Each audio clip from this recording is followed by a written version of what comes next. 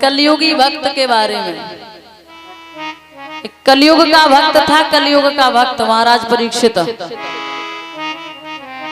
तो हुआ क्या, उस भक्त ने अटूट तपस्या की भोले बाबा की,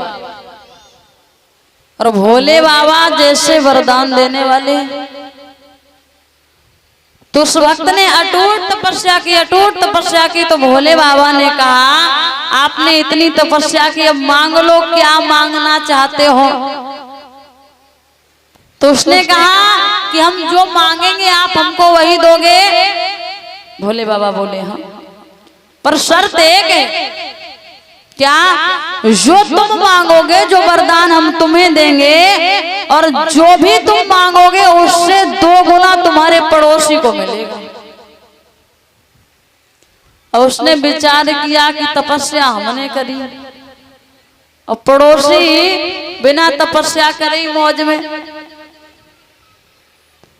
बोले एक दिन में एक ही वरदान मांग सकते हो जब तक तुम जीवित रहोगे, ठीक है।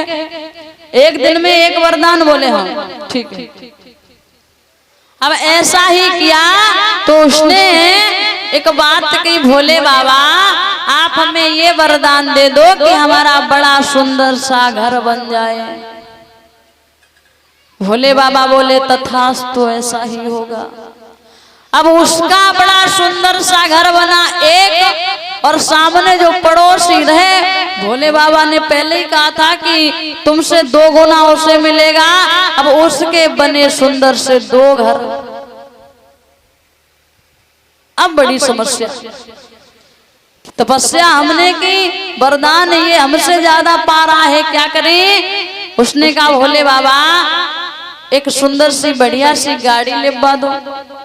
अब उसके यहाँ 1 गाड़ी और पड़ोसी के यहाँ 2 गाड़ियां। भोले बाबा थोड़ी सी जगह लिखवा दो। अब उसका 1 प्लॉट, पड़ोसी के 2 प्लॉट। अब दिन प्रतिदिन उसने कुढ़ना प्रारंभ किया, उसने जलना प्रारंभ किया, तृष्णा।